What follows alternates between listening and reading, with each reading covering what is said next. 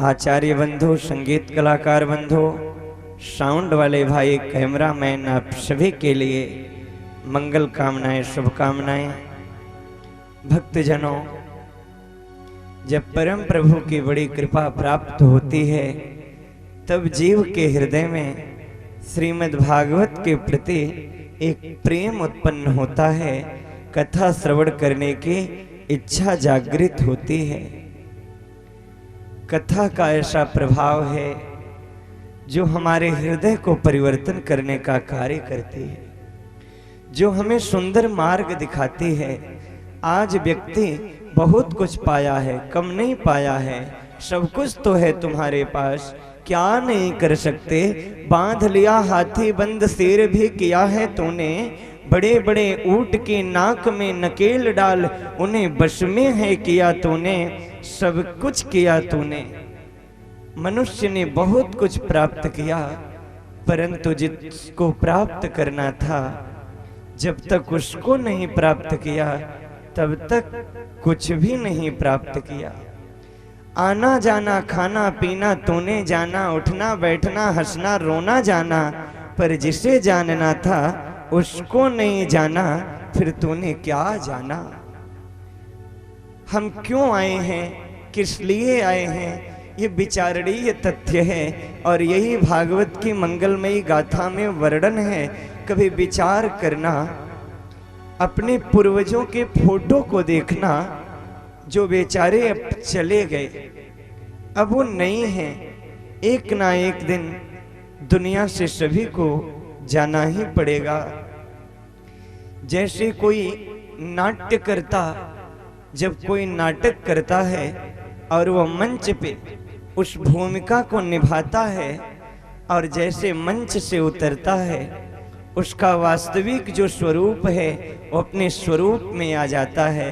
ठीक उसी तरह भक्तजनों, ये संसार एक रंग मंच है, ये कर्म मंच है और इस मंच पे हम सभी कठपुतली की तरह घूम रहे हैं, टहल रहे हैं, अपने कार्यों को कर रहे हैं। ठाकुर ने बता दिया है, बेटा तुझे ये करना है, बस उसी को करता रह, और एक दिन इस मंच से उतरना है।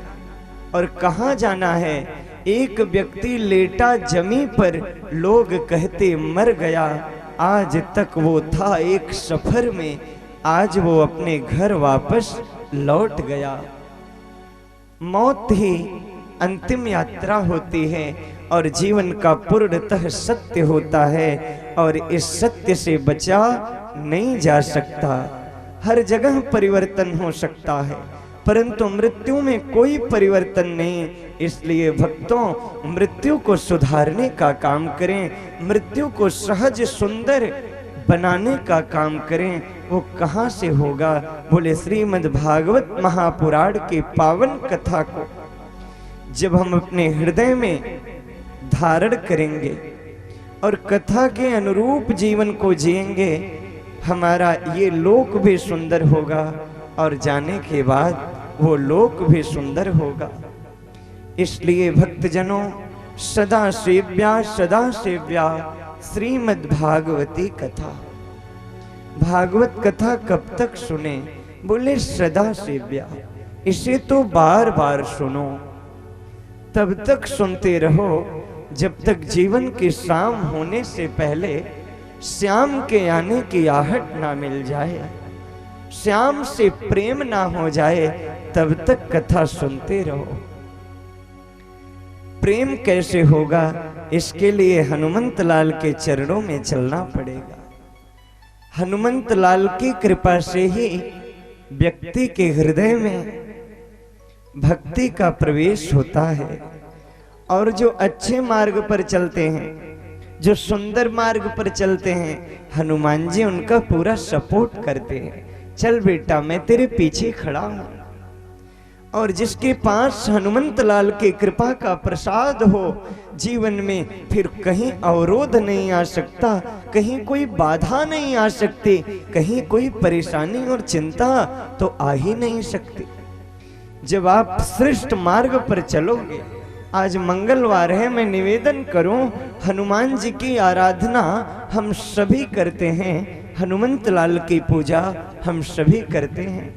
हनुमंत लाल से कुछ सीखना है, क्या सीखा जाए? हनुमान कौन है? बोले जिसने अपने मान का हनन कर दिया वो हनुमान है। जिसे रत्ती मात्र भी सम्मान की आकांक्षा ना हो वो हनुमान है। जो दूसरों के लिए कार्य करे, स्व सुख की कभी कामना ना करे, वही हनुमान है। हनुमान जी की कृपा से सबको राज्य मिला। सुग्रीव को राज्य मिला, किसकी कृपा से? हनुमंत लाल की कृपा से। विभीषण राजा बने हनुमंत लाल की कृपा से। और तो और कहें, श्री राम को भी राज्य मिला तो हनुमंत लाल की कृपा से। परंतु स्व सुख की हनुमान जी ने कभी कामना नहीं की। हनुमान जी से एक चीज सीखना है। जब हनुमान जी लंका में जा रहे थे मैया सीता का पता लगाने, समुद्र को जैसे पार कर रहे थे, हनुमान जी के जीवन में कई रुकावट आई। सबसे पहली रुकावट वो सिंहिका आई, जो परछाई को पकड़ करके मार देते थे। हनुमंत लाल के पास एक रुकावट आई।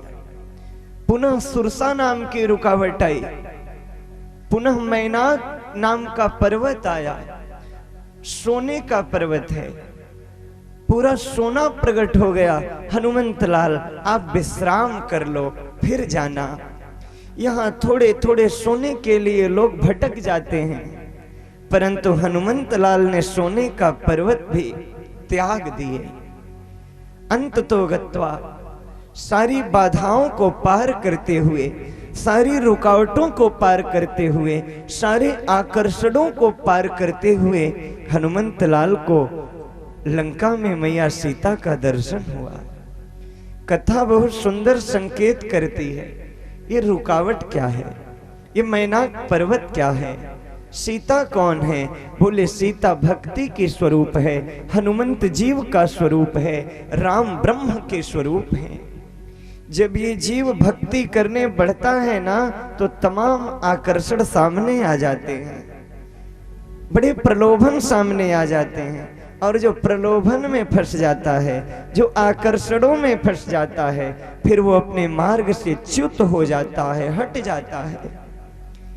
जीवन में कैसा भी प्रलोभन आए, कैसा भी आकर्षण आए, परंतु अपने मंजिल की तरफ ध्यान देना। चंद आकर्षण में अगर फंसोगे तो मंजिल छूट जाएगी। मैं आपसे एक बात पूछूं, आप जरा विचार करके बताना। अगर पता चल जाए कि पास के चौराहे पर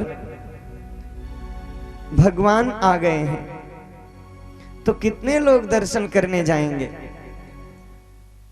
सभी लोग जाएंगे, सब लोग जाएंगे। ये नितांत सत्य है। एक बहुत सुंदर दृष्टांत आप ध्यान देना। एक राजा को स्वप्न में दर्शन होता है। भगवान ने दर्शन देके कहा, राजन कल एक पहाड़ी के पास मैं तुझे दर्शन देने आऊंगा, तू जरूर आना। राजा ने कहा, प्रभु मैं अपनी पूरी प्रजा को भी लेके आऊंगा। स्वीकार कर लिए। सुबह नगाड़े बज गए, चारों तरफ प्रचारित कर दिया गया, जिसे भगवान से मिलना है सभी लोग चलो। तो भगवान से वही नहीं मिलना चाहेगा जो बहुत बड़ा नास्तिक हो। सारे लोग तैयार हो गए, चलो आज अपने नेत्र सफल करेंगे, आज अपना जीवन धन्य करेंगे, आज मुरली मनोहर का दर्शन करेंगे। पूरी प्रजा बड़े आनंद से, बड़े भाव से, बड़े उन्मत्त से, बड़ी आकांक्षा से, बड़ी उत्कंठा से, बड़ी लौल्यता से, बड़ी प्रसन्नता से राम का दर्शन करने जा रही है। अचानक क्या हुआ, एक जगह चांदी का बहुत बड़ा पहाड़ आ गया। आधी प्रजा चांदी को इकट्ठा करने में लग गई। राजा ने कहा, ये क्या कर रहा है? तुझे भगवान से मिलना है। लोगों ने कहा, महाराज भगवान से तो फिर कभी मिल लेंगे, ये चांदी बार बार थोड़ी मिलेगी। आधे लोग चांदी लेने में इकट्ठे हो गए, आधे लोग चलते रहे।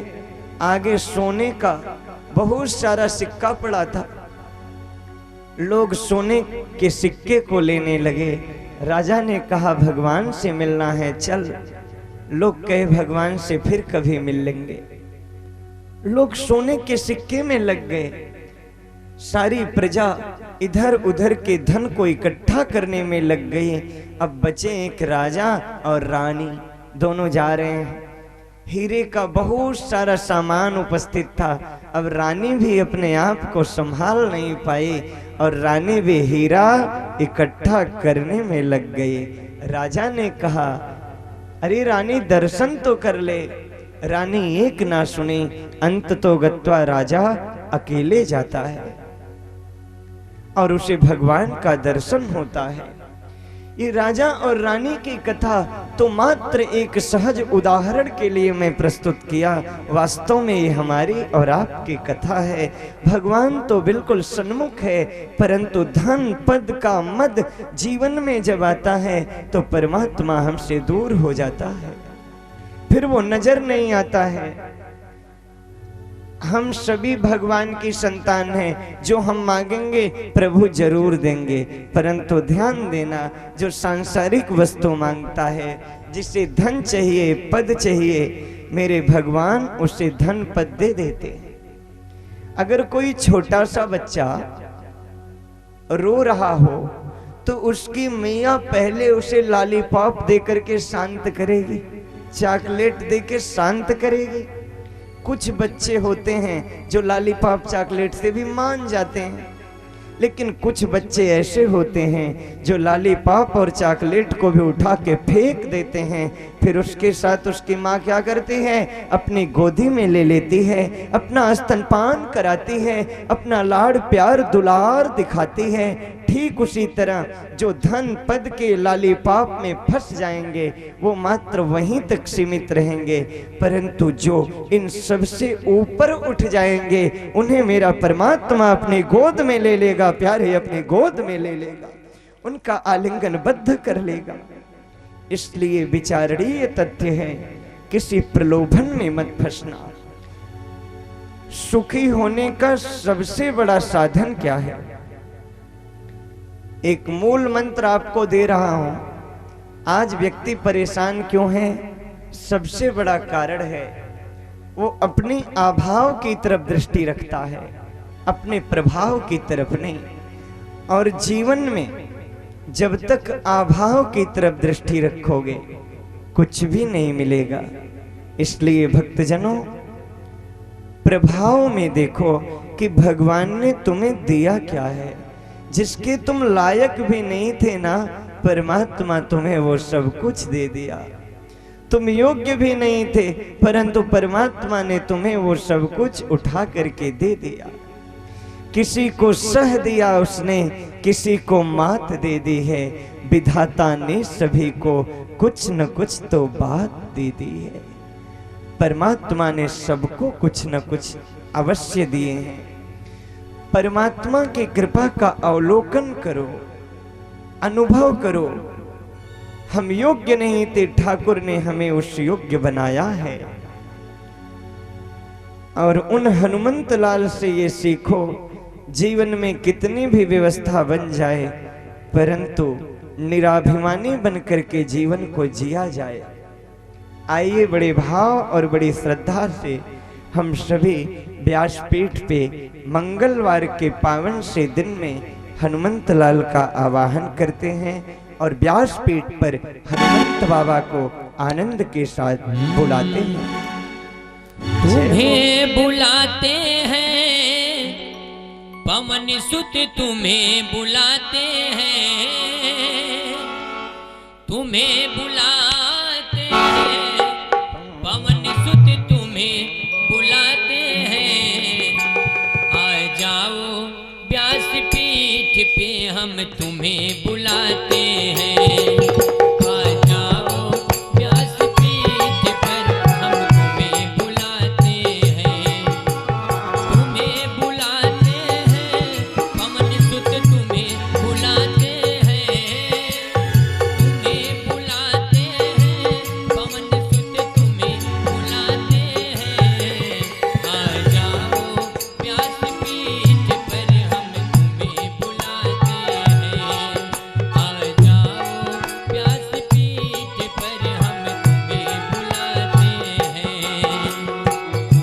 जाओ प्रभु।